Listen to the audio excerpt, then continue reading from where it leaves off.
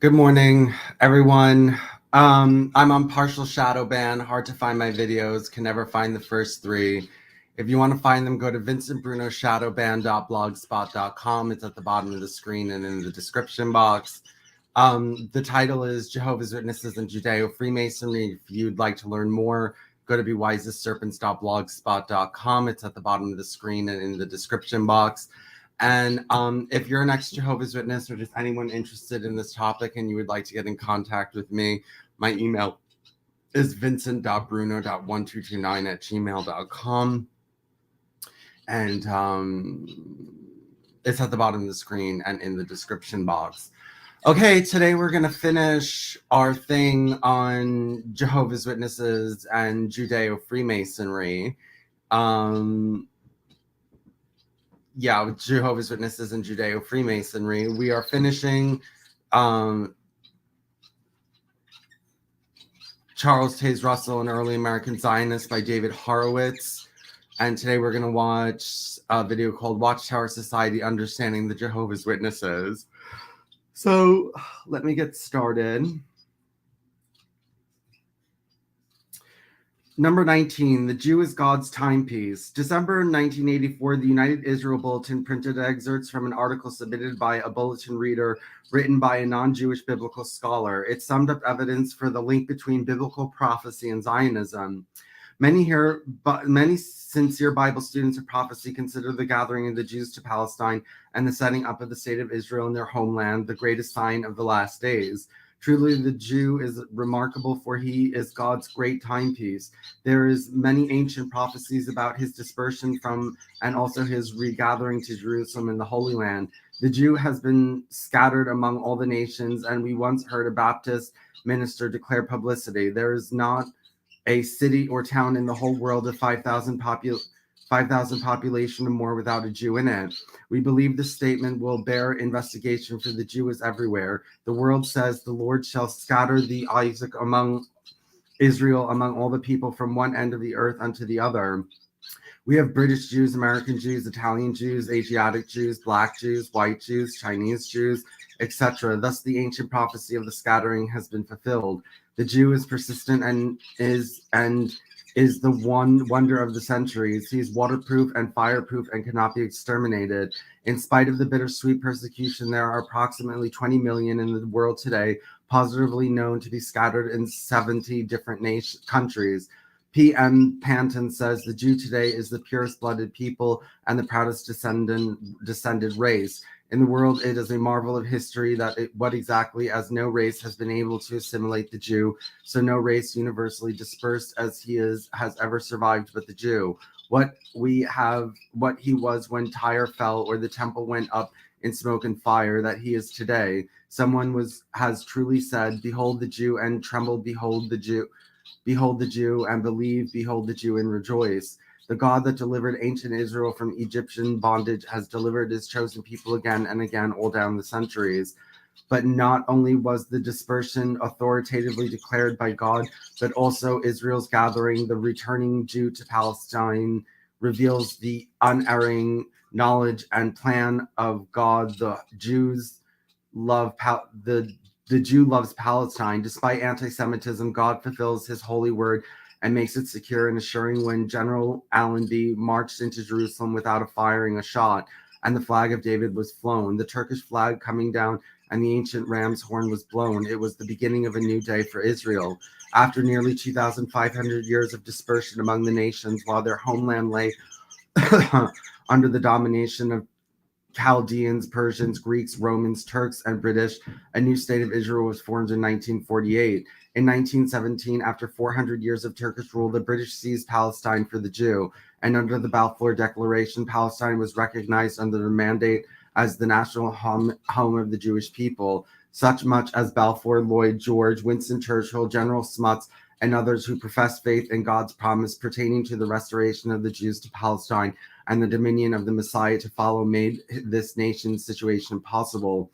Progress of every kind is going on in Palestine. Today, the wealth of the Jew is making the land fruitful, and orchards and vineyards about where before 1917 desolation prevailed. Schools, colleges, and universities foster education, Hospitals and research laboratories and health centers befit the inhabitants. The mineral wealth of Palestine is fabulous, and the whole land is being rapidly modernized. Vast tracts of land formerly barren for centuries are now being pressed into with intelligence and technique. Increased production.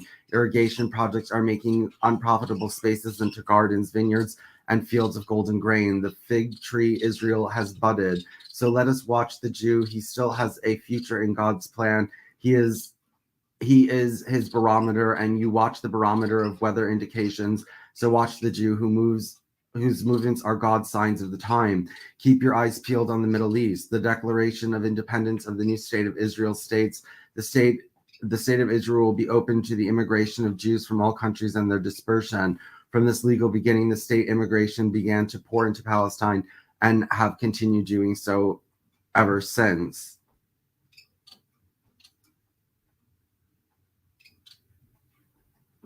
Hold on. Scholar Huffle cites the prophet Nahum's warning verse Nineveh as applying to our age, chapter 20. Sadness came to the staff of the United Israel Bulletin on April 16, 1984, when John J. Hoffel, the godly humanitarian and scholar, passed away. His ever alert and valiant wife, Emily, however, continued to carry out his activities within the Epiphany Bible Student Association. In the December of 1984 UIB issue, we published excerpts from the Pilgrim Hoffel's essay relating to the prophecies of Nahum. What? An introduction to the translation of the book, Dr. Rotherham has this to say: out of the further ordered perfection of Yahweh comes the twofold manifestation designed to alarm his foes and assure his friends. From Nineveh proceedeth a wicked schemer against Yahweh. The verse 1, the oracle of Nineveh, and the scroll of the vision of Nahum and Elkoshai. In previous papers, we have given sketches of Nineveh, how it appeared by Nimrod, a hero hunting before the Lord. In his world, he was aided by the responsible Semiramis, one of the vilest women that ever lived. From those two sprang the depraved religious rites of their devotees, which tended to fill the land with violence and moral corruption, the orgies of dissipation and debauchery. However, Nineveh eventually was wiped off the face of the earth so completely that not a trace of it was left on the surface. This then became a rare object for smart boys, the higher critics, who contended that the Bible was misleading and untrue, that Nineveh was simply a myth and not to be believed. But during the 19th century, some archaeologists unearthed its buried remains, the king's place, and other confirmation items that left no doubt that there were indeed once a Nineveh, which completely silenced the wiseacres. The 3 chapters of Nahum are repleted with criticism and warnings of the evils that that time, but which are more important in the prophecy of this our time. We digress a little to repeat the great defeat of Sennacherib, king of Assyria, who had come to take Jerusalem. But there is the record of what actually happened. For I will defend his city to save for mine own sake and for my servant David's sake. And it came to pass that night that the angel of the Lord went out and smote in the camp of the Assyrians 185,000. And when they arose early in the morning, behold, they were all dead corpses. This a graphic picture of what will befall the Arabs now who are plotting to spoil Israel. And it is well for our readers to ponder this record carefully, so they will not become discouraged concerning any successive advantage those Arabs seem to have at all.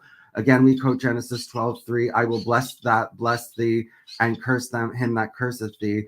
And the time of the foregoing Nineveh was the capital of Assyria, and the great defeat occurred about 700 BCE. This emphatic assurance to all who kept the Bible as God's word. We quote here Isaiah 54:17, no weapon that is formed against thee shall prosper, and every tongue that shall rise against thee in judgment thou shalt condemn. This is the heritage of the servant of the Lord. This was the heritage of God's servant and the time it was written, and it is equally heritage of God's servant now. The name of Nahum means compassionate. He was born at El Kosh, probably a village of Palestine. His prophecy was directed at Judah and not the 10 tribes. Then in captivity, his writing occurred some 600 years BC. It has been suggested he wrote his book about 623 after the successful attack of Cyaxares upon Nineveh. He was the seventh of the minor prophets. The main theme of the book has to do with Nineveh's typical of Christendom here in the end of the gospel age. He repeats the very familiar expression that Jehovah is the jealous God, a punisher of adversaries, but a stronghold to those who trust him. And he urges the people to turn a deaf ear to the counsel of those who were speaking of Jehovah's tardiness and the advising the abandonment of his service. And he declares the unalterable purpose of the Lord to deliver his people and exhorts them to answer loyalty to their God and their faithful observance of his worship. On the basis of his truth, Nahum proceeded to describe the overthrow of the worldly powers which was then oppressing the kingdom of God. He pictured the siege of the city and takes this occasion to taunt the city, which has been a den of lions. In future comment about the siege, he attributes the judgment which befalls the city to the whoredoms of the rulers. He then changes the figure and he describes the punishment in the punishment of harlot. He then mentions Nineveh, which has gone into captivity. The prophet begins his writings with an understanding that is poetic in character, but it is not an alphabetic psalm of the ordinary kind. He teaches the ear to listen for certain sounds and to hear them obediently. His recitation is in two pairs. Chapter 1 describes the majority of God, while chapter 2 and 3 pronounce judgment upon Nineveh. He enunciates a doctrine of Jehovah God of Israel in the first clause of verse 2, a doctrine that slows to anger yet takes vengeance on his adversaries. Then he describes the majesty and might of Jehovah in nature. He's in the whirlwind and in the storm, and the clouds are the dust of his feet. He rebukes the waters that they dry up, and vegetation languishes. The mountains and the hills tremble before him. The fierceness of his indignation none can withstand. The truth that has been set forth involves the goodness of Jehovah to his people and his understanding of them. And a new section of the exalted discourse opens in which Nahum bases prediction on the truth that he had already set forth. He reiterates the impotence of opposition in Jehovah's first in the form of question. Next, he repeats the conclusion of the doctrine section. Then he foretells the destruction of God's foes. Then he predicts the deliverance of God's people. And in view of the truth that has been presented, he exhorts people to continue steadfast and undismayed in the service and worship. Nahum concentrates his prophetic statement on Nineveh, and for good reason. Nineveh was the hated oppressor, not only of Judah, but among the surrounding nations, and his prophecy that Nineveh's end was was in sight was most welcome news to all of them. In a sense, the Hebrews and those heathens had become brothers afflicted by common cause. Nineveh, Amos, Hosea, and Isaiah had foretold their people. Nineveh, Amos, Hosea, and Isaiah had told their people that they would be besieged and carried into captivity. In their inscriptions that the Assyrian king had boasted their siege, conquests, and cruelties. All the heathen gods are depicted as cruel, very cruel. Okay.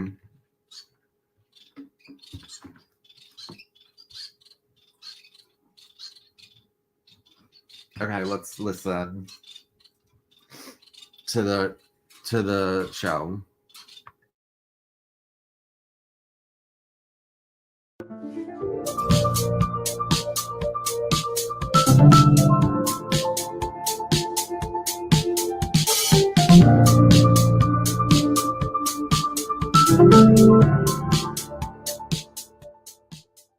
Hello, I'm Stephen Hassan with another episode of the Influence Continuum. And I have with me an old friend and colleague, Isaac Carmignani. Isaac, thanks for joining me. I really want my listeners to learn more about the Watchtower organization and the Jehovah's Witnesses. It's a huge group. I'm just going to read a short bio of you before we jump in for my listeners. You were raised in New York. in Brooklyn, which was their headquarters. I believe they moved to a compound in upstate New York. You were raised in it. You were indoctrinated about Armageddon from childhood, if that's correct. And you were corporally punished because they really believe you gotta, beat the crap out of your kids to discipline them properly and not let them have a normal childhood. That's my commentary, sorry. You were baptized at age 11, which blows my mind because we now know the frontal cortex matures at 25 or 26, but all this underage asking people to commit their lives is absurd, in my opinion. You were a member in good standing your whole life until you formally dissociated yourself in 2007. But for 11 of those years, from 1995 to 2006, you were an elder in good standing for the Watchtower organization. And of course, there are many corporate entities that the Jehovah's Witnesses use to manage their affairs. You came to realize there were a lot of problems with the Bible, even though you were raised to believe that you were actually following the Bible and were a good Christian, and all other Christians were evil. All of the churches were verboten. You couldn't even go in to visit if your best friend was inviting you. And I want to say also that you're very interesting. You have been involved with political work, involving yourself with education, 2 school boards, as well as on the board of pension fund in New York City. And you also have a career as a technologist with the federal government. So good for you. Isaac, welcome to the Influence Continuum, my man. Thank you. It's so good to be here. It's a pleasure. Yeah, so I really want you to assume that my listeners don't know anything about this organization. Tell us about its founder, what year, a bit of its history, and then we'll dive down into some hot button topics that are particularly concerning, of why we want to alert the public about this group. Yes, definitely. And thank you. So Jehovah's Witnesses is the name that people associate with this organization. And like you mentioned, Steve, there's a lot of corporate entities that they have. So people see the name Watchtower. And, if you look at some old movies that show the Brooklyn waterfront, you will see the name Watchtower. Now that sign says welcome because they have sold their headquarters. But for many decades, it was iconic on the Brooklyn waterfront. The whole thing started in the 1880s. So Jehovah's Witnesses are an outgrowth of the Bible students movement. So we have to go all the way back to Charles Russell, who was a pastor in Pennsylvania, who was friends with people who were friends with William Miller. So we go all the way back to the Millerite movement, and Pastor Russell started the Bible Students, which still exists. There are Bible students all over the world, and they see Jehovah's Witnesses as a splinter group. So when Russell died in 1916, the legal counsel, the general counsel for what he had formed, the Watchtower Society, basically took over. And the Bible students will swear that it was a hostile takeover of the board of directors.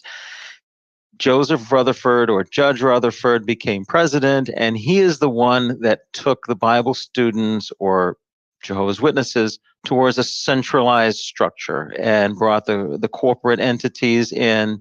He changed their name to Jehovah's Witnesses, and he called this new structure a theocracy. And so what Jehovah's Witnesses are today is largely because of Joseph Rutherford, their second president. Interesting. Yep. And was the history with the Millerites, was that involved with Seventh-day Adventism, or am I misremembering? I have a vague understanding of that. There was some connection.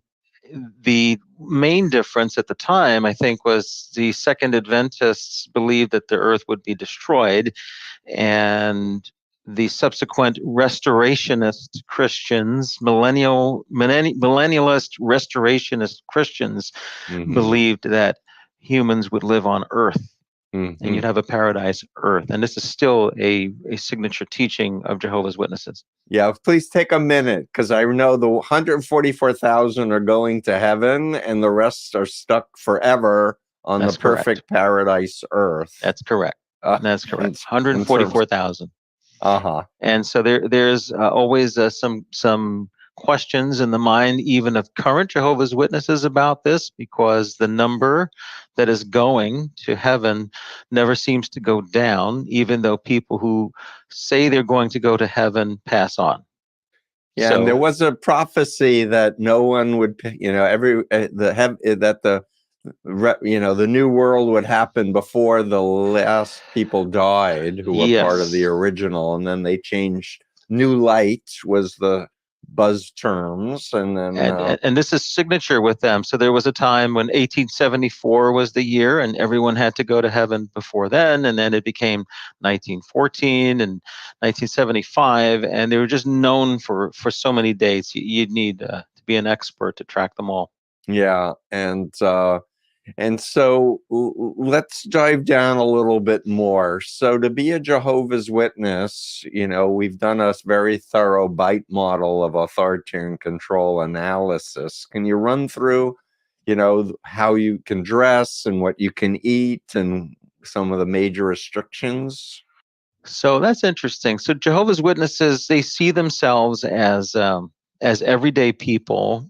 And in many respects, they are, unless they are serving in one of their headquarters or branch offices, and then it gets even more restrictive. But generally speaking, there's still dress code. So a Jehovah's Witness is going to follow a very rigid program of Bible study, of going to meetings, which went through the pandemic using video conferencing. They are going to not get involved in anything that's related to aspects of what they call the world. So they're not going to be involved in any holidays, Christmas, Mother's Day, Father's Day, birthdays.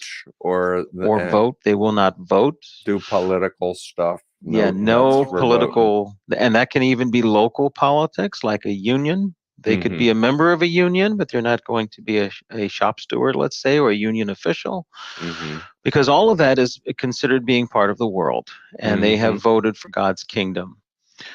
They're going to be well dressed. There's going to be dress code, of course, for their meetings and so on.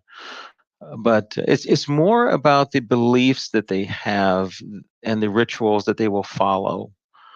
There are certain things that are very, very rigid, like not taking of blood transfusions or certain blood products. Yeah, a lot of people have died because of a mistranslation from the Old Testament or the Torah about they have dietary restrictions, like Jews are not supposed to eat meat products with the blood still in it. So part of the koshering law is to drain the blood.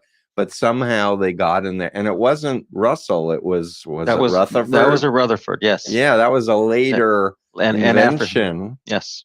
And they really misunderstand the scriptures, even though they say they know the Bible better than everyone else. They have their own translation, New World Translation, that every theologian that I know of says this is not even close to being accurate. And so speaking of that, in 2013 they revised it again. And I found that interesting because as I looked at the 2013 version versus the 1984 version, there are word changes which further validate their doctrinal structure. So even further away from the New Testament, in other words. And so that's how they have their own Bible in that respect. Also that they believe that they added the name Jehovah to the Old Testament. So, Jews say that God's name is unspeakable, and there's the Yud-He-Vav-He, which is how they've come up with Jehovah, but Jews never use that. Don't think it's legitimate. if I may, Isaac, just comment a little bit more for the New World Translation piece. I find it as an expert about cults so fundamentally violating of informed consent when members knock on doors and say, we'd like to study the Bible with you, but fail to disclose this is not the same Bible as everyone else acknowledges is like a valid Bible. Yes. So to me, this is a very important deception that robs the public of really making a decision if they want to spend any time with members. Right. And then for members, they now have taken that version as God's word. So now anything they insert into that is as if God said it. Right. And so and all legitimate translations were done by scholars with theological training, and their names are in it because they're responsible. But the Watchtower's version, nope. That's correct. And I found that as I was waking up to be so important that people who don't have an expertise in Hebrew or Greek or Aramaic are translating Bibles. Yeah. The closest thing they had to a scholar was their president, their fourth president, not Raymond Franz, but Frederick Franz, his uncle, Raymond's uncle. We could talk about that. And he was the closest they had to a scholar, and he just knew a lot of languages, but he was not a internationally recognized scholar by anyone. So yeah. So it's patriarchal. You're supposed to marry within the group. the husband is head of the household, and that's rigid, and that goes through the congregation structure as well. Women do not have authority of any kind. And marrying within, so if you marry outside, you're not marrying in the Lord. So they may not expel you for that, but it's going to be very difficult for a non-Jehovah's Witness spouse to understand all the restrictions. And so that's why they don't want it. Right. So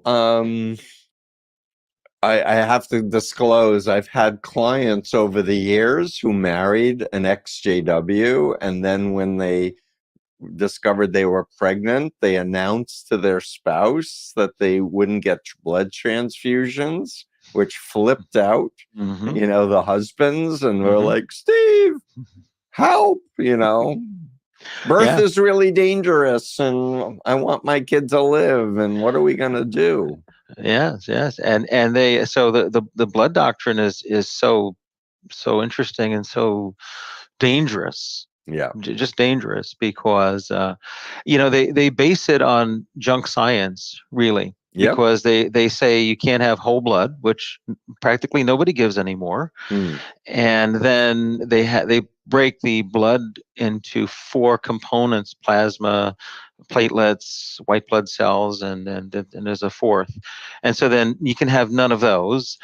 And then they complicate it by saying anything that's derived from fractions of those 4 components, well, that becomes a decision you have to make. So now as a Jehovah's Witness, you kind of have to become an expert. Is erythropoietin, and within my conscience to do? And so a lot of Jehovah's Witnesses just say, this is too complicated, I'm not taking any blood. And so there's cancer treatments and other treatments that Jehovah's Witnesses do not take and that has led to loss of life too. Yeah, it's horrible. And I've become aware that there was a very expensive outreach and indoctrination effort to doctors and hospitals wanting to explain the severity of trying to get anyone needing a blood transfusion to actually take one. So this is interesting because they fancy themselves blood treatment experts. And so they have groups within their structure called hospital liaison committees. And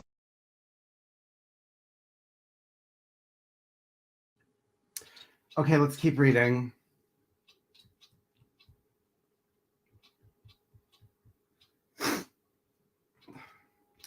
But Nahum prophesied that retribution would come upon Nineveh and mark her end. Thus, his statement did not bring upon him the sad treatment according to many of the prophets. The date and manner of his death are not known. It is written of him that as a poet, he occupies a high place in the first rank of Hebrew literature. His style is clear and uninvolved, though pregnant and forcible. His diction sonorous and rhythmical. The death of Pilgrim Hoffel figured prominently in a letter from Laura E. Kessley printed in the same issue, but she also went on to discuss other topics. Dear Mr. Horowitz, thank you for the UN reports and especially for the last ones with your greeting and all within an envelope. That asserted me that again time has passed, slipped away, and fall colors are sprinkled sparingly among the green, and yet I have not until now responded to the spring-summer issue of the UIB. 2 days ago, I awoke to the fact that I had read particularly nothing in the latest UIB excerpt from your lovely letter to Emily Hoffel. Though I have not known that Hoffel exert in print, I can well imagine your letters comfort Emily after Jonah's death. I like especially your opening and closing words, shalom, yes, peace profound. Nan and I know that you will find the strength of your fair faith to carry on in the memory. May he who loves you inspirit you with the blessing manifold and with comfort with true brethren and friends at your side. Yesterday, I finished reading the latest UIB. I appreciate your sharing with us the letter of David Ben Gurion from Louis A. Goodwin and the godly sizable reply from then Prime Minister of Israel. I especially liked his closing and his quotes from Solomon. The mention of the UIWU flag made and given to Ben Gurion for Israel reminds me of my oft recurring question as to the source of the Star of David that is on the flag. I have read the Bible through but not recall any mention of the Star of David. As such, today I wonder if it is inferred in the word of Balaam in Numbers 24:17.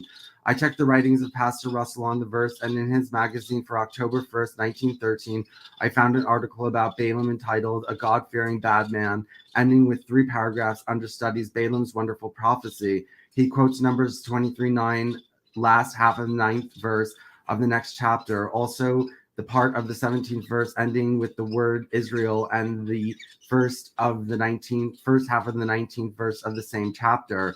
Then he says, Surely we see fulfillment. The declaration of Israel shall be separate from all other nations. What other nations of that day reminds a people of preserved identity? How true the statement that those who have cursed a injured Israel have brought injury upon themselves. As we scan the whole field of the world, we find that every nation which has dealt harshly with Israel has received severe chastisement or bright. On the other hand, nations which have blessed the Jew have in turn received great blessing. The lines referring to the Messiah's kingdom are equally true. Pastor Russell refers to Messiah as the bright and morning star and precedes a glorious sunrise. The drawing of the messianic day, which is to scatter earth's night and bring blessing instead of curse. On page 31, I appreciate the picture of John Kirkpatrick and her son, Jean Kirkpatrick, and her son with you and your associate, Jeffrey Ellis Arnon, and I appreciate your remarks regardless of the time in which we live and being connected with Messiah. How true. Surely, as you say, the finger of high power was evident in 1948, 1956, 1967, 1973, times when the enemies sought to annihilate reborn Israel. Also, I appreciate your sharing with your readers Isaiah 2:24 and Zechariah 14:9, which I had cited in a past letter. I surely do not think of Jerusalem as the future capital of the world when God's kingdom is established on earth. In Pastor Russell's book, The Battle of Armageddon, Volume 4 of Studies in the Scriptures, written in 1897, he writes on page 624 and succeeding pages, the early phase of the kingdom of God when set with the Israelitish, was set up with the Israelitish, for such as God's engagement or covenant with Abraham and his nature's seed.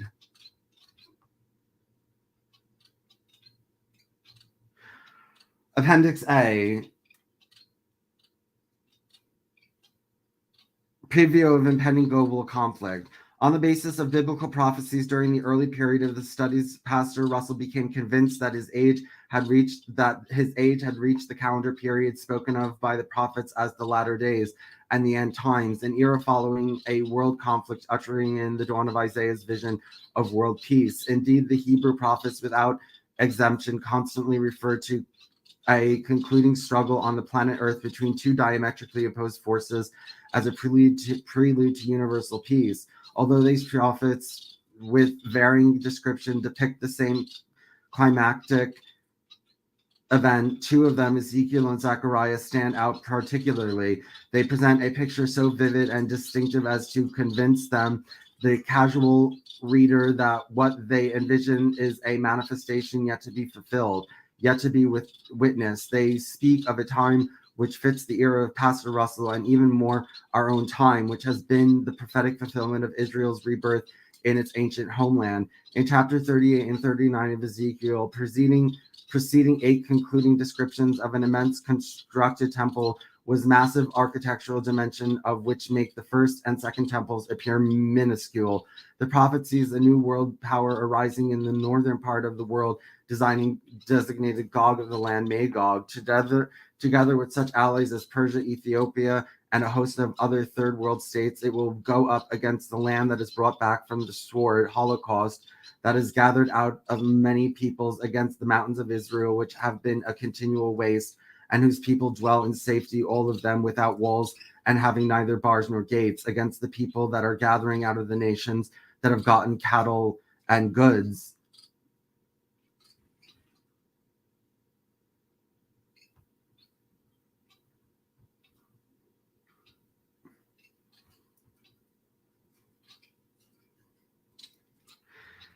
Zechariah in chapter 14 adds some detail to Ezekiel's description of the final conflict. Some of these include confirmation of the earthquake prophesied by Ezekiel, which is to split the mountain of Olive in twain, accompanied by a plague to strike the invading enemies, on the result of which plagues immediately bring to him an atomic explosion. That the future is spoken of becomes clear from Zechariah's reference to the Jewish holiday of Sukkot. The fear of tabernacles, which he prophesied will be observed by all nations left alive following the final conflict. This prediction is conferred by him in chapter 8, verses 23.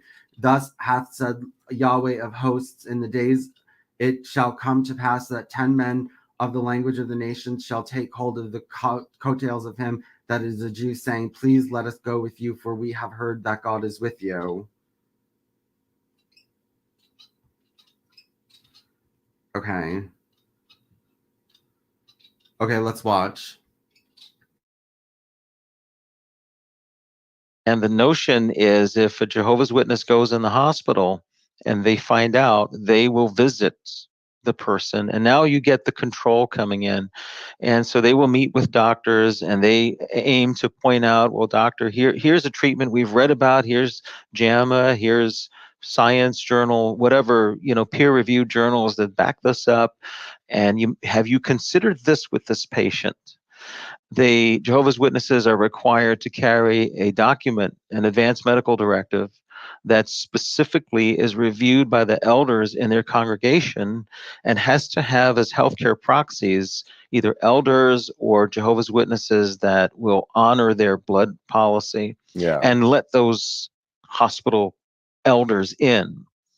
But I think it's important for a medical professional, and a medical professional would have no way of knowing this, really, that this patient is not a free person to make that decision that they say they have made. Exactly. And, because I've been doing this work since 76, and I want to credit Randall Waters for writing me after Combating came out in 1988, saying, loved your book. How come you didn't mention the Jehovah's Witnesses? To which I, got him on the phone and said, why should I? And he's like, are you kidding me? I underlined the whole book.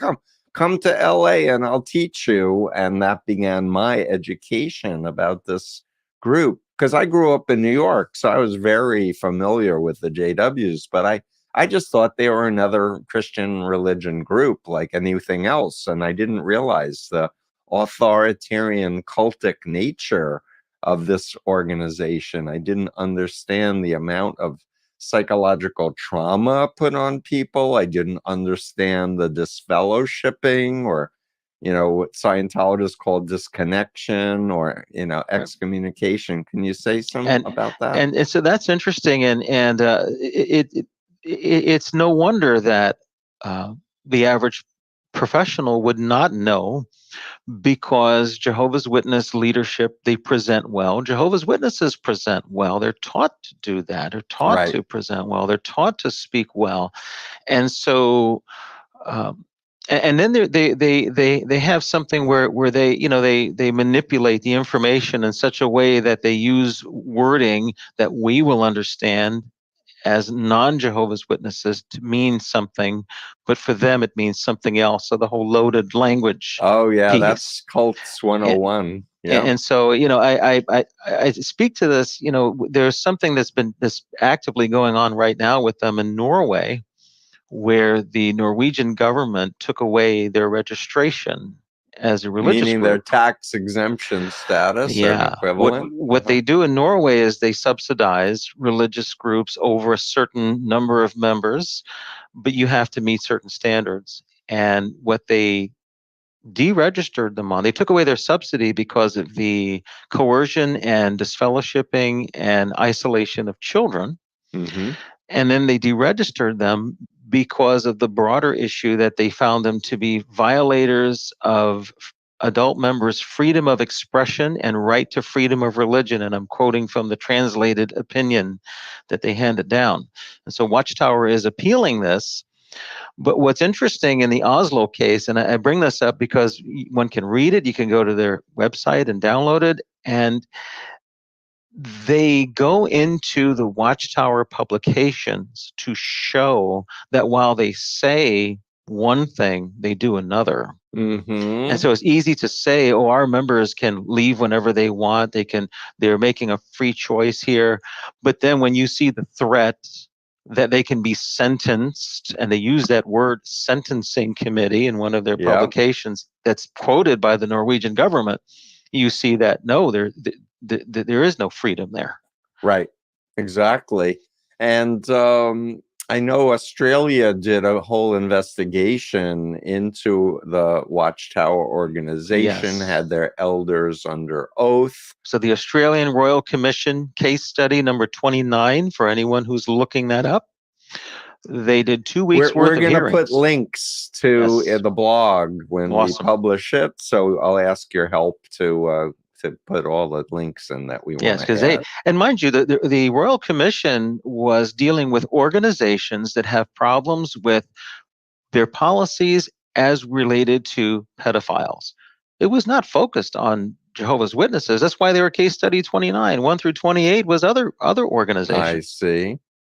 And so it just come to their attention, and they brought it out. But what a case study in how they work. Their counsel, Angus Stewart, did a magnificent job of sticking to the facts. So the government's counsel, you're saying, not the JW's counsel. That's correct. And he brought in high-ranking members all the way to the governing body level. Mm-hmm. Explain the structure, and then we'll come back to the pedophile problem and Barbara Anderson. So it's a hierarchical top-down structure. At the top sits anywhere from 8 to 18 men. Are they all white? They are mostly white. There's one African American member now by the name of Sam Hurd. He's been there for about 15, 20 years now. Other than that, they're white men from around the world, served in different branch offices and rose through the ranks. And they together officially now, they only said this recently, it used to be very vague, but they officially say that they are, and I'm using some jargon here out of scripture, the faithful and discreet slave, which is basically Christ's channel to humanity. So they take that spot and they govern. So unlike the Mormons, they don't have a living prophet that goes through the No, ranks and no, gets the that mantle of the no. living And this prophet. is one of their arguments when they say we're not a cult. That's what they will say. If someone says take me to your leader, then they say, well, our leader is Jesus Christ. Can you fly? Like they've Yeah, actually I said that. downloaded from their own website, and I want to say, they were very late to the internet. They realized they were Yes. losing tons of people, and Yes. then but they said there's two reasons to know why they're not a cult, and the first is they're a new or unorthodox religion, and because they're from the 1800s, they're not new. They leave out the unorthodox thing, and I just wanted to share with my listeners an old textbook from a Christian theologian, Walter Martin, called Kingdom of the Cults. And um, I haven't used this book in decades, but we used to use it with people who were Christian who got recruited into the JWs to show how unscriptural the doctrine of the Watchtower actually is. They don't teach, Jesus as God, the Trinity, the all of the essential, really Christian teachings. No, that was a move on the part of Rutherford to make them different from the world. Uh-huh. So he changed anything that was unlike any other Christian group and differentiated them. Yeah, and Russell, if I remember, not Russell, Rutherford used radio and was like a mass media. Big time. So this is one thing that they have done, and that was a Rutherford move. They use technology, and this is why they ended up on the internet too. Mm-hmm. They'll use cutting edge tech, and this goes back to photodrama of creation, which was the Bible students, where they linked silent film with audio Interesting. to create they will say it was the first sound picture was photodrama of creation. That's fascinating. I didn't realize that. But I want to, before we move on, the second criteria they put on their own website why they're not a cult is they don't have a living leader. Yes. That they just follow Jesus. And this is where I differ from many other cult experts, quote unquote, where I see things written saying you need a living, charismatic leader to have a cult. I've never believed that. No, you don't. I say the bite model is the criteria, and you can have also ideological cults that have no personage per se that's held up as a model also. Yes. I would agree totally. And even in there, right? So they have what in secular world we would call a deliberative body as a governing structure. But the truth of the matter is you still have leaders inside of that are domineering, and so their presidents have tended to be like that until the death of Ted Jarrett's. So, So I want to come back, if I may, to one of the most important, or at least timely and important subjects, which was the realization that the cult was protecting pedophiles on a massive international scale. Can you share how we learned about that and what's happened since, and lawsuits, etc.? So this is interesting. The whole thing came about gradually, and I think one of the things that aided tremendously and was probably the pivotal factor was they brought into their employee or into their inner circle a young woman at the time by the name of Barbara Anderson. And women don't get that kind of access, but she got it. At headquarters, At Bethel. headquarters. And so she was researching their publications. Mm-hmm. And because of having that inner, circle access, she started to hear the stories and started to have correspondence with people who were having this problem. And it was brought to leadership attention. They started publishing articles about child abuse and how terrible a sin and a crime it is. And then all of that kind of got locked down. And Barbara walked away.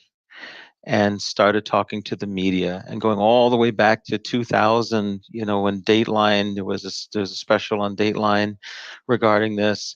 This has grown and exploded on Watchtower.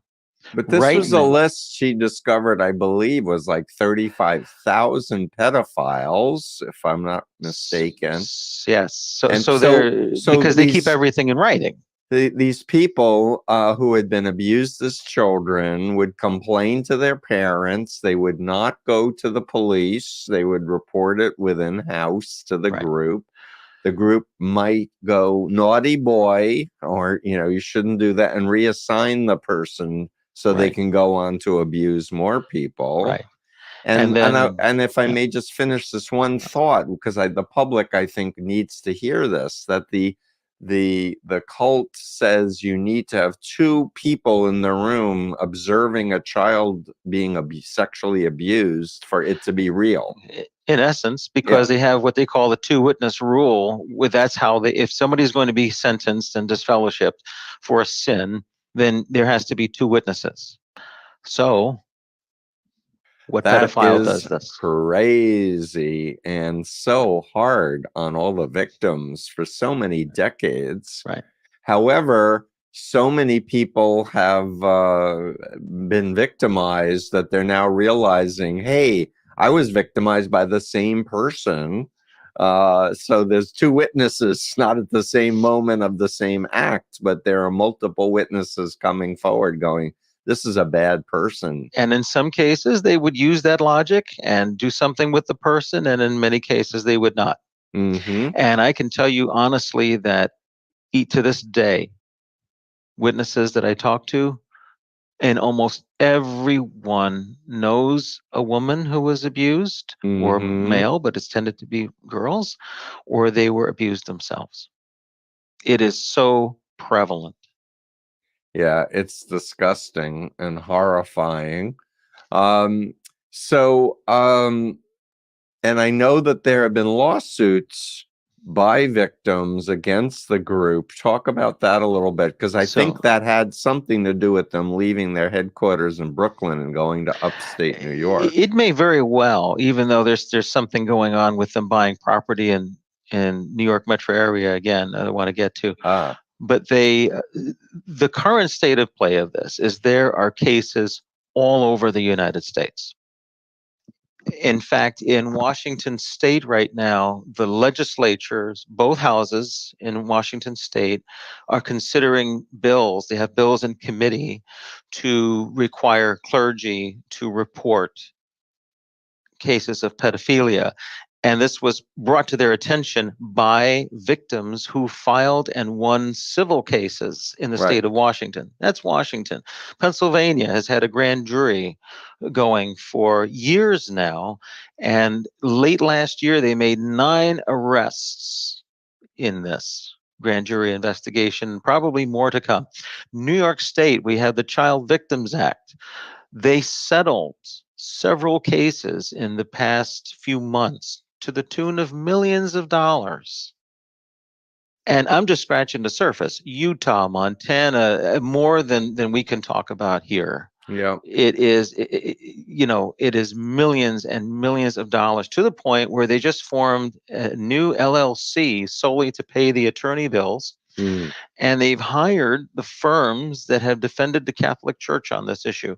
Interesting. So but they didn't do so well, the Catholic Church. No, they didn't. And I think the Archdiocese in Pennsylvania is bankrupt. So will Watchtower go that way? Who knows? Interesting with them, with that. So big problem. It's massive. Really, really critical. So I want to say that aside from my book, Combating Cult Mind Control, coming out in 1988, that didn't mention the Watchtower. So members were free, to read it, because why not know about the Moonies? We know that's a cult, right? That's the version I read. Yeah, and what I was told is that aside from Raymond Franz, who was born in the cult and was on the governing body and left and wrote a book, Crisis of Conscience, more people have exited the Watchtower from reading Combating than anything else, which I'm very happy and delighted to know that my work is helping people. That said, I bought back the rights and updated it dramatically, and I did add the Jehovah's Witnesses. So it may not, you may want to dig up the old edition with the 2 T's if you're listening to this and you have a loved one who's still in it. But let's talk about Raymond Franz a bit. And you told me recently a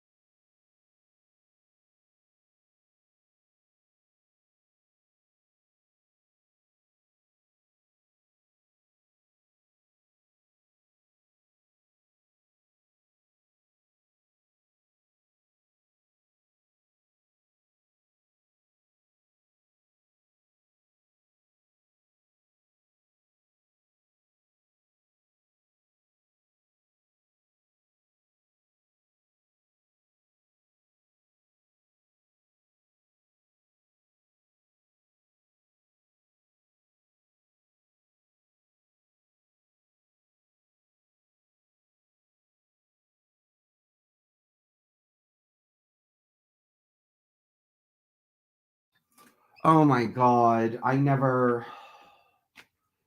Oh, it was silent for a while. Shit.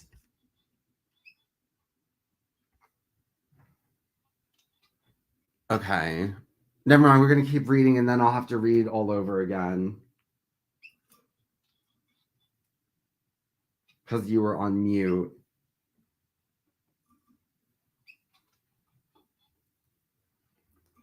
Let's watch. Shoot. Governing body person has resigned with no explanation. So I can't say it's a resignation. What they announced was, as they did with Raymond Franz, that Anthony Morris III is no longer on the governing body. And then they pulled that off of their press release section of their website in any language that they had posted it. But it was announced at their headquarters and to their what they call their Bethel families, their branch offices. So it's true. And we wait to see where this is going to go. The last person who was no longer on the governing body was, of course, Raymond Franz. And if anyone wants to do a deep dive on this group, it's a little bit dated, but everything there is accurate in terms of, in his book, Crisis of Conscience, where he describes what was going in that religion. And it's important to me, it was when I read it, and it is still to this day. It's not a gripe session about this group. This is data driven information that he walked away with the documents showing all sorts of abuse of people, and we're talking where lives were lost. And I'm not going to drill down on this, but the Malawi and Mexico scandals and what happened in Africa in the 70s. That was about draft cards, and if I Right. remember correctly. Yes, but there was loss of life there. This was serious. And so he came forward with that. And what's interesting to me is, so they've just appointed 2 governing body members, and then this one is gone. And when Raymond came out, basically what he showed was the rules inside the governing body is you need a 2/3 majority to get rid of anyone.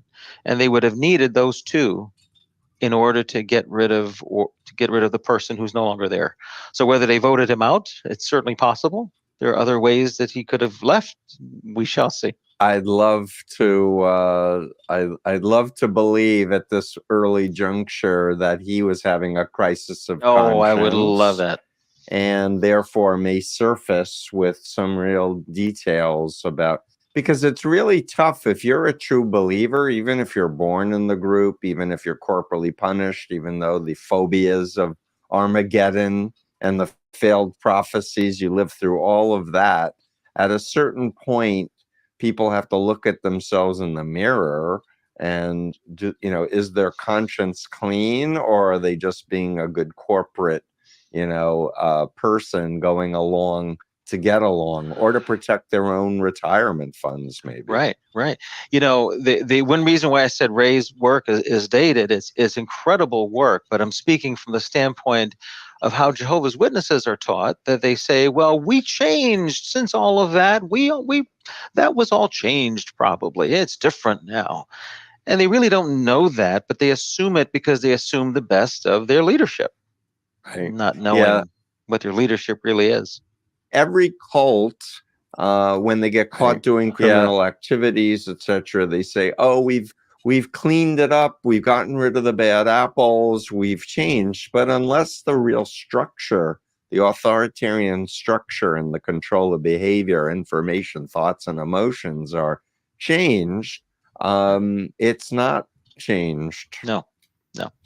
Yeah, that's exactly correct, and that's what Watchtower has to this day. Yeah, and I have to just comment. I interviewed a former elder, I want to say in Italy. I could have my European country wrong, but he was an elder, and he was a major technology person in a Fortune 100 company, an elder, more than an elder, higher up. And he was describing how 1975 came and he was in charge which was the major prophecy of when Armageddon would happen. And members are indoctrinated from birth that this is it, Judgment Day, everyone's going to be wiped out who aren't in good standing. And he didn't lose a beat, he said at the time, although he had people in his congregation that were like, I didn't plant crops, I didn't go get my, education, because why learn a job and get a higher education? And he did wind up realizing, oh my God, you're right, this is really evil and unethical. But I loved interviewing him because it shows how incredibly smart and accomplished he is in one area of his life, and simultaneously he's teaching the world's coming to an end. I find this amazing, and it's one of the things that Jehovah's Witnesses use in their own minds and sometimes publicly to show that, well, we're okay, right? Because how can you be a PhD in engineering or in medicine? There are Jehovah's Witnesses that are everywhere in the sciences and in the professional world. So then, well, this must be right. And that's not the case any more than someone who's professional could still be in an abusive relationship. And it's just they compartmentalize, very well. Yep. Or not well, depending on how you look at this. Yep. So talk to me next, if you don't mind, about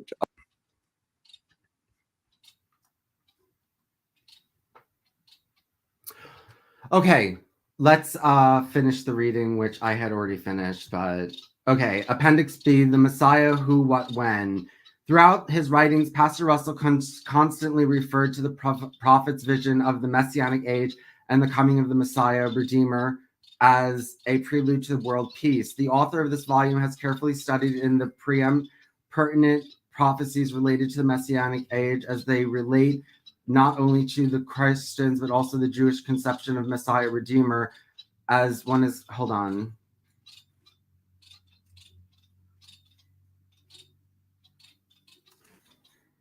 Hold on. Okay, hold on.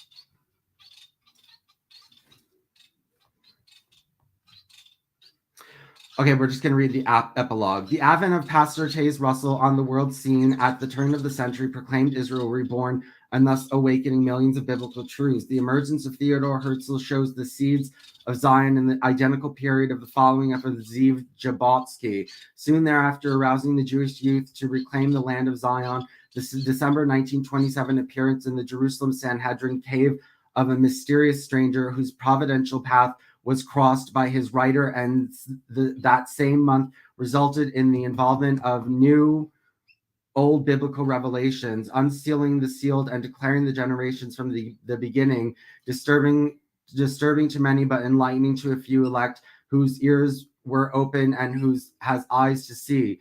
The discovery of 1947 of the Dead Sea Scrolls on the very eve of Israel's rebirth as a sovereign nation. All these coupled with the unbelievable changes in the international political scene, taken together with the cosmic upheavals, in particular for those of us who know biblical prophecy and the prophetic writings of Pastor Russell, evoke the visions of the prophetic prophets of Israel portraying the land, the later days termed the day of Yahweh and the great terrible. Some of the Hebrew sages took up the period as being the climactic age designed as the Shevel of Mashiach, the birth pangs of the Messiah. It is time of trouble and also redemption. That now this period is upon us, this author does not doubt in the least the emergence of the Jewish state after 2,000 years as a sovereign nation and the very land covenant in the child of Judah as in everlasting inheritance. The miracle proves that reality of prophetic fulfillment. Let no one doubt that the rise of Israel in our day is miraculous, is a miracle, as in each of the above enumerated interrelated sequential manifestations. Here are some of the prophecies being fulfilled today. I'm not going to read that, but okay, done. Finish the show. disfellowshipping. I seem to remember people even being disfellowshipped for sending a birthday card to a non-member, Could happen. or It could going happen. to a church or a bar mitzvah or something. Jehovah's Witnesses are taught. There's a couple of scriptures in the New Testament where someone who commits a grave sin is maybe sanctioned. That's probably too strong a word, even by the congregation. But those scriptures are taken and they're made to justify a policy where there's a list of sins, and Jehovah's Witness elders have a manual that lists what the sins are and describe it. And it's not just fornication and things that Christians normally would not do. There are other things too, like dissenting, causing divisions, this kind of thing. And if a person is guilty of one of those things, usually they will confess, but it might be that someone snitches on them. There will be a judicial committee of at least 3 elders. And if that person is not found repentant, they will be disfellowshipped. Yeah. And once they're disfellowshipped, that's it. And so people are not allowed to talk to their own mother, father, sister, brother, son, daughter, at all. That's correct. So, and this is what the Oslo government was calling out, because that's a violation of human rights. It's a violation of freedom of religion, freedom of expression. And I think they need to be called out in those terms. Yes. Because the term disfellowshipping is not used in the secular world. So it's like, what is this? But the fact is that you lose family contacts. Now, they will say that if a person is a minor, or even if they're not a minor, but they don't live in the home, there should still be some contact for family business. Mm-hmm. But anyone who is a Jehovah's Witness knows that that's meaningless. Family business means when the person is about to die, they may get a call. There may be some contact, but there are many Jehovah's Witnesses who their sons, daughters, parents have died. And months later, years later, especially pre-internet days, then they found out from a friend, from somebody in the neighborhood. And like so many other major religious groups, their Watchtower is homophobic. Am I correct about that? So talk to us about that. So any sin, and certainly homosexuals are not allowed in the religion. When you call it a sin to be gay. Yes, absolutely. Men who lie with men will not inherit God's kingdom, quote from the New World Translation. So therefore, any person like this, there is no chances. There is no, okay, you're not an elder, but nevertheless, you're in the congregation. You are immediately shunned. Mm-hmm. Immediately, once that's found out. Yeah. And if I'm not mistaken, there's a high rate of depression, anxiety, and even suicidality. Yes. And you see this when you're inside. And I went as a young person and got outside regular, normal cognitive behavioral therapy so that I could learn how to live. And as I started going that direction, I could see just how many problems people were having in the congregation. Mm-hmm. And they don't know what it's stemming from because of all the cognitive dissonance that they're experiencing. Mm-hmm. So they will just attribute it to, I'm not studying the Bible enough. I'm not doing God's will enough. I'm not dedicating myself enough. I'm not putting in enough hours. Right. And so they will work harder and they will lose more sleep and they will hurt themselves more. Mm-hmm. And they will hurt their finances more. Yep. And so they'll go further down into depression. And people are expected to be out a certain number of hours a month to be considered a publisher, or what's the latest on that? They keep lowering it, and they've lowered it down to as low as 15 minutes a month in certain circumstances, like senior citizens. But it doesn't change that the culture is that you need at least 10 hours a month. Mm-hmm. And in fact, what they would do is they would set Jehovah's Witnesses competing with one another. So they would publish the average number of hours for, say, the United States. If that Mhm. was 10 hours a month, then your elders would tell you, well, you have to at least do 10 hours a month because that's what everybody else is doing. Mhm. So, and usually it's a lot more. And if they pioneer, then they put more hours in. And while they keep changing the standards, it's still a lot. So talk about pioneering. What is involved with that program? So pioneering is what they call their full-time ministry. It's where a person devotes a certain number of hours to Recruiting. their ministry. So basically recruiting. And Uh-huh. they did a lot of door-to-door, less so now. At one point it was 150 hours, then they brought it down to 100, then to 90, and now they have some other number that's a little bit lower than 90 hours a month. Mhm. It led a lot of young people, and this is what I was groomed to do, was when you leave high school, Right. you become a pioneer and you put 90 hours a month in the ministry and recruit, and then you work part-time to earn a living. Right. And I just want to double check, but don't they believe in the Ham teaching also? Aren't they pretty racist until more recent years, or am I misremembering? They were very racist in the early years, and they had the thinking that there are three races coming from Noah's three sons.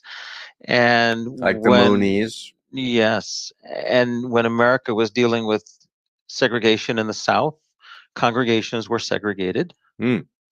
And nowadays, what you'll see more is that Jehovah's Witness prohibitions, to a certain extent, break down along socioeconomic lines. Mm-hmm. And I saw this in New York City, being in congregations in the inner city in Brooklyn, and then in Queens, Astoria, where Yep. it's different socioeconomic. And there were a lot of parties in Queens, and go out to clubs and dance. And in Brooklyn, it'd be like, no, you don't do that. Mm-hmm. Those Queens brothers, something's wrong with them. That's me from Queens. There you Let's go. party. But in the Moonies, the East Coast was much more orthodox than the West Coast. The West Coast could party, and women and men could hug each other and even kiss on the cheek. And it was totally verboten for the Oh yeah, we would East have a Coast. saying: the further away you get from headquarters, Yeah. the less spiritual they become. Yep. That's how we saw it in the States here. Yep. Yeah. So talk to me about the phenomenon of psychologically out. Physically in and mentally out. P PMO. mode. PMO. I have a lot of friends who are P mode, and you realize what's wrong. Maybe you read Steve Hassan's book, or you read the Bible without without reading the Watchtower publications along with it, so that you didn't contextualize it using those standards. Yep. However it is, you had something happen, you lost your child or whatever, and physically you cannot leave because either you want to stay in to affect change, or if you leave, you would lose all your family. And that's probably the most common one. You disappoint your parents if you're second, third generation, and you would lose your wife, your children. The divorce comes after you leave. There's almost a given that you will be divorced once you leave the religion. So they don't allow mixed faith marriages per se. No, because the worst sin in there is apostasy. Go rob some banks, go kill people, be a pedophile, we'll work with you. But if you're an apostate, if you leave, that's it. So talk about parental alienation. I think they even had a guidebook for parents who had their loved one left the group. And so it's if the child is over 18 and they're disfellowshipped, you're supposed to throw them out of the house. Mm-hmm. Not saying everybody does that, but that is what's supposed to happen, and it happens many times. Mm-hmm. And even if you're younger than 18, and this is how they started having trouble in Norway, is they will socially alienate the child, so that child cannot be with their friends that are Jehovah's Witnesses. And being that the only friends they're supposed to have are Jehovah's Witnesses, then there's no friendship. Right. In some cases, children have been put in their room and the plate of food put at the door, and they're in their room without their phone, without their computer for months. Right. But what happens in the case of a Jehovah's Witness couple? The husband says, this isn't true. I don't want to do this anymore. They have 3 underage kids. What's likely to happen? What's likely to happen is the divorce is coming, and they're going to end up in the system of whatever state they live in for custody. And then so your handbook, so Watchtower is, I don't think they're doing this anymore, but for a long time, if you told your elders, look, I'm going to divorce this person because of this, they had a packet that they would give to that believing Jehovah's Witness, To give to their lawyer. to give to their lawyer, and to tell whatever stories were needed to retain custody of those children. To keep them in the group, basically. Keep them in the group. That's and correct. So that included, because I've had cases over the decades, making up stories that daddy sexually abused little Johnny. Yes. And you see, they're not going to officially sanction that, but Jehovah's Witnesses will think, I need to do whatever it takes to follow God. And so they take the scripture that is well known to Christians out of the book of Acts, when Peter is talking to the authorities and he says, we must obey God as ruler rather than man. And so that means, well, God is ruler. And the ends justify the means is absolutely what it really is. Absolutely. The cult 101 playbook is, we are above human laws and we know best. And so this is important for medical professionals, for legal professionals to appreciate. They can go under oath. They don't respect that oath. It's given by a human. So therefore, they will lie under oath. Mm-hmm. That's simple. That's really important. Yeah, thanks for mentioning that. So there's about what, 8.5 million people involved with this cult around the world? Worldwide, and not too much in China or the Middle East, but pretty much everywhere else. Mm-hmm. And I'm remembering an ex-member that we met together, Amber Scora, who was in China, not allowed to be public, but recruiting for the cult.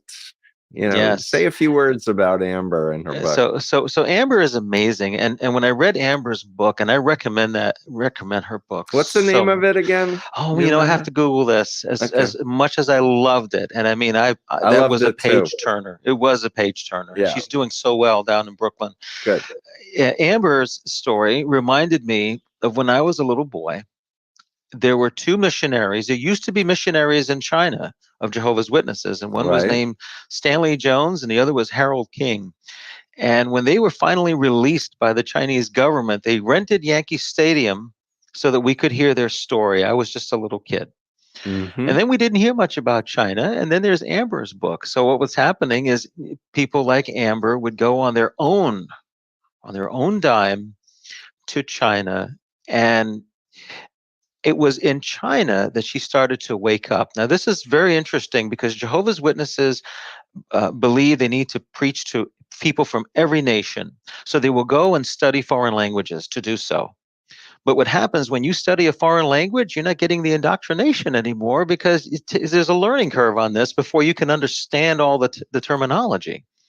So this helped Amber to wake up, coupled with the fact that she's a humble person who is going into a land that is non-Christian and basically telling them that all their belief going back centuries, well, no, that's not how it works. It was some person named Jesus and this Bible. You basically deny your history. Yep. And she found she couldn't do that. Yep. I looked it up quickly. It's called Leaving the Witness, the End of the World as She Knew It Upon Losing Her Religion. What a correct title. Yep. And the world as she knew it. I'll just add a personal note that my recollection is that she was teaching Westerners how to do business in China. So she had a very popular, I think, podcast or something. Yeah. And there was a man, I think, from Los Angeles who had read Combating, who started engaging with her, socially interacting with her. And it led to her epiphany that, you know what, this is a version of Chinese communist thought reform. It's not healthy. Comes full circle. That's so good to hear. I forgot that detail.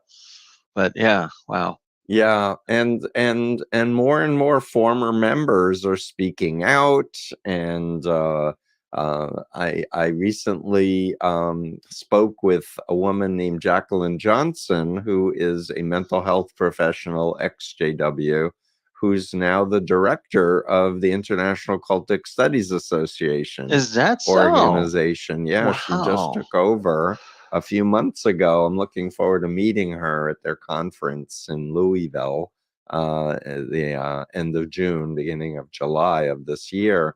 So it's going to be the first, for me, it's just revelatory to have a former member, head of a counter cult, education That is program. Wonderful news. I'm going to have to find a way to Louisville. I'm happy to introduce you to her as well. I But would love I it. haven't met her yet, but I really am impressed with her.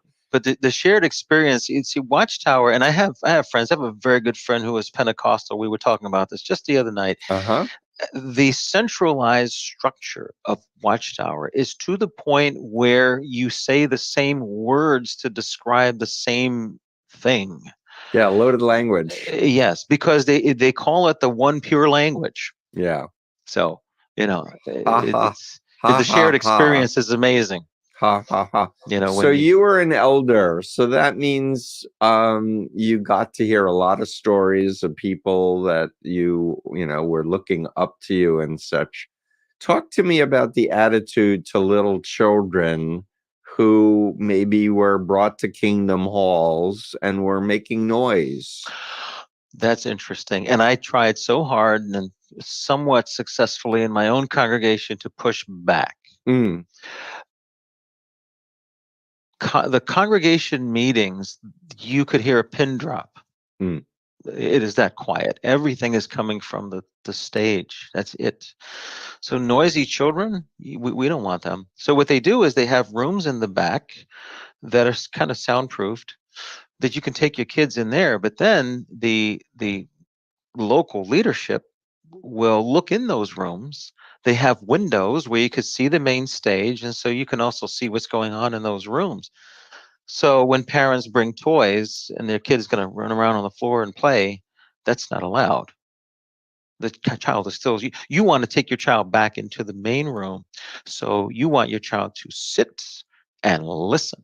And for me, so my mom, who is a wonderful human being, does everything that she does to its best. That describes her. So when she became a Jehovah's Witness, her son was going to pay attention. So she sat right in the front row, never went to the back. And if I did anything that was disruptive, I got ear pinched, pulled, some corporal thing to shut me up. And if I cried, what I would get at home would have been way worse. I've heard many times from many different people, including belt whippings, paddling. Yes, I had plenty of them. Belt whippings? Mom, yes. Oh my goodness. I even wrote a blog on this that one day I might turn into a chapter in a book just on this. In fairness, my mom looks back now and says, what was I doing? Right? Because now she realizes the control that she was under. Yeah. And that did not happen with my brother, but it happened with me. Yeah, but it's the opposite of good parenting to let kids be kids. Kids learn by socialization and playing games and laughing, etc. And cults like the Watchtower want little adults, in child bodies. Absolutely correct. Little adults, you couldn't say it better. That's what they produce. Obedience and dependency is the modeled, ideal membership. Yes. And you see, so that presents to professionals who don't know that that's the vector for that kind of behavior. When those kids go to school and they're well behaved, the Mm-hmm. teachers love them. But what they don't know is the abuse that's leading those children to be that way. Yeah. And then I can't end this interview with you. I was astounded when I saw the kinds of fear and phobia indoctrination done to little kids, these horrific videos and picture books with these incredibly scary images. Oh, I was so terrified of persecution. So some of the things I mentioned in Malawi and in other countries, even what's happening now in Russia, where governments are authoritarian and Jehovah's Yeah. Witnesses are physically abused, killed, thrown in jail. I was Which is terrified of that. horrible. I'm Yes. against what Russia does to all people, including mind control cultists. Right. But you see, this leaves you terrified. It took a long time for me to appreciate, that's never going to happen in the United States. It's never going to happen in Britain, France. This is never going to happen to me. I actually had to process that, and never telling a therapist because I was a Jehovah's Witness, but using what I was being taught as in therapy, and looking at the Bible and saying, wait a minute, this doesn't track. So you mean you were seeing a therapist and never told them that you were in a cult? I never did. Never did. Talk about why not. You're embarrassed. First of all, I didn't think I was in a cult. Right. That's a Right? good point. Yeah. But by the same token, I think when I realized it was a cult, now I was also getting my head straight, so I wasn't in therapy. But I will say this: for many years, I was terrified. I had a daily news reporter that was doing a lot of school board stuff with, and so I was getting interviewed, and she had Googled me, and she asked me, by the way, Isaac, were you ever in a cult? And now I'm like, oh my goodness.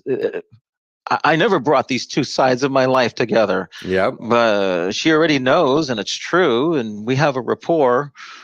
So then I just talked about it. And then I didn't talk about it again. It took some years still for me to feel comfortable. And your work, clearly, and people like you who speak to this now, that now I'm the opposite.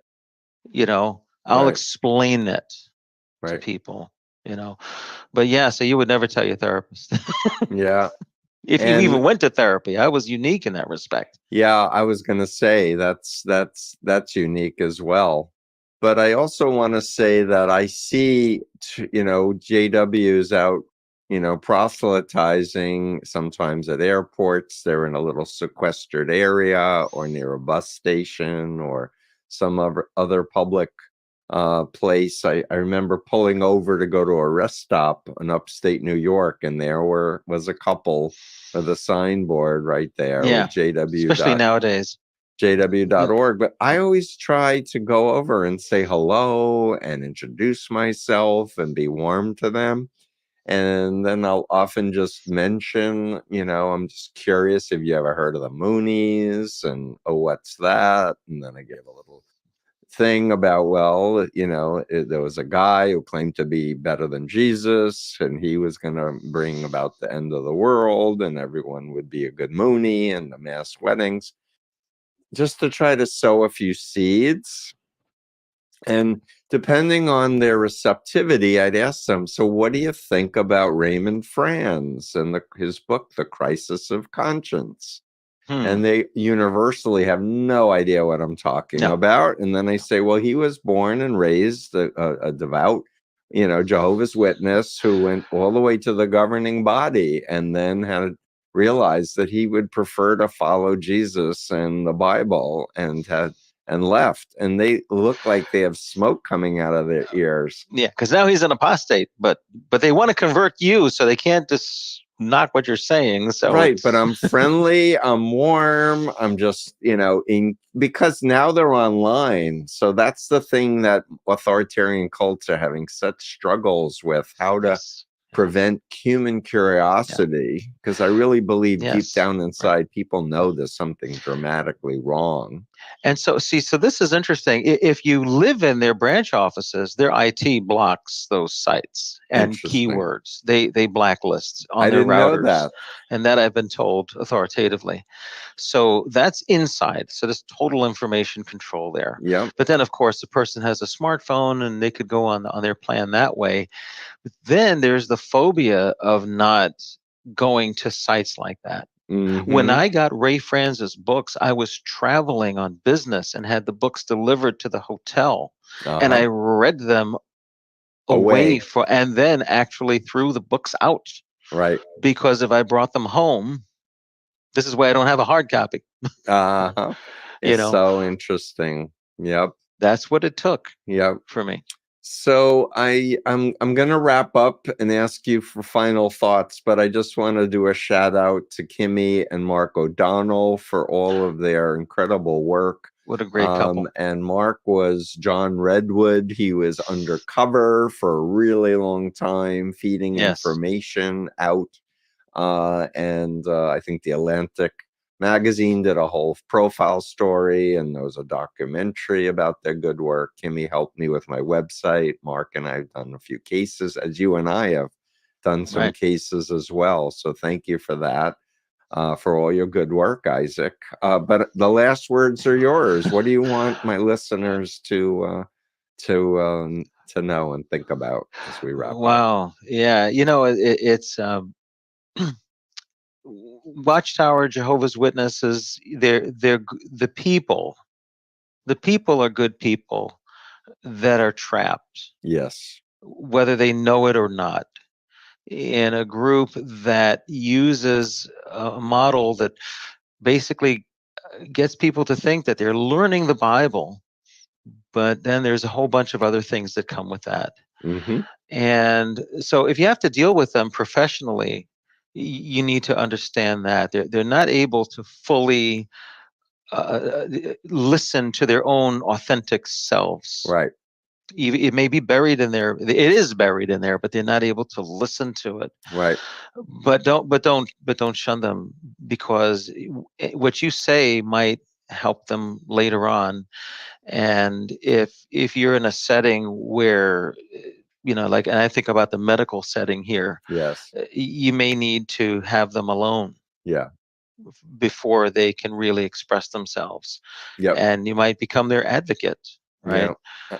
So I seem to remember doing a blog about a young JW who died in childbirth, and she was surrounded by the cult members who, to block out the family members and friends who are saying, save your lives, don't let your child not have a mother growing up. But she was unfortunately too indoctrinated. yeah, you don't want to dismiss out of hand when they say, well, we're free to make our own decisions.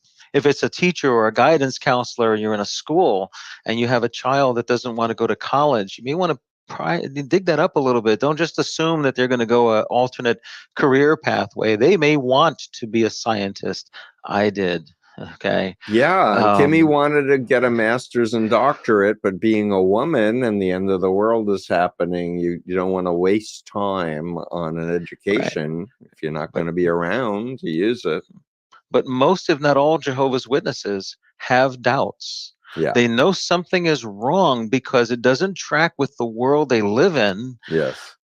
And so don't just assume, oh, they're diehard, they're going to go and proselytize. That Yep. person may be your next, Albert Einstein, if that can be brought out, Yeah. out of them, where they could go to school. So, Yeah, you just bring up another fundamentally important point, which is some of our brightest people on the planet are in mind control cults and have not been given the encouragement to develop their gifts. And anyone who doubts that, there are stories like Michael Jackson was a Jehovah's Witness. Serena Williams is a Jehovah's Witness. Mm-hmm. Sometimes those groups produce very hardworking people. Yeah, Prince also, wasn't he? Prince was a Jehovah's Witness. There was some rumor that his passing prematurely had to do with his not getting surgery because of the blood issue. Oh boy. Something that kind of got squashed when he tragically passed. Yeah. But he was a Jehovah's Witness, yes. Terrible. But we do want to let people know there are many ex-JWs, and there are, meetup groups in New York and all around the world. There are Facebook groups and Reddit groups and other ways. You're not alone. If you're having questions or doubts, you can use an anonymous Gmail account and lurk around. I'm available. I respond to emails. My Twitter feed at Isaac Carmignani, all one word. Right. And in fact, there on my pinned tweet relates to my daughter, who is still a Jehovah's Witness, who is somewhere. I don't know where. I think I might, but I don't. But sorry, and that's because of the shunning. Yeah, that alienation is toxic and against the spirit of religion and, in my opinion, of God. God's about love, not about fear and control.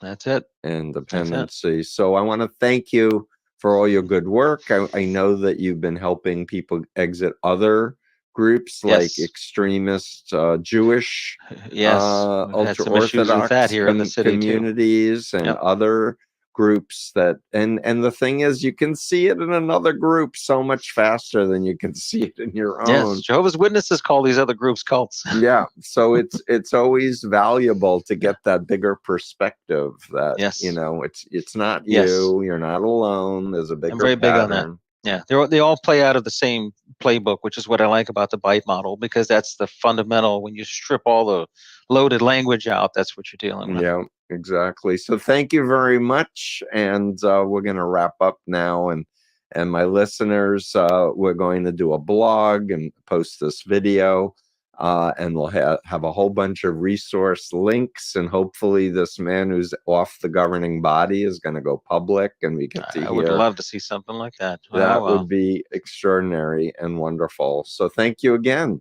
Isaac. Yes. Take care. All right. Okay. Bye.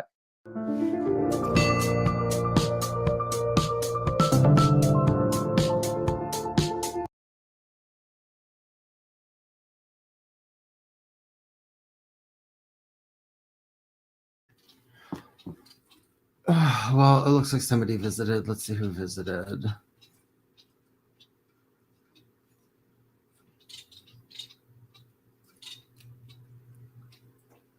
Okay. That's it, guys. I'll talk to you later. Bye.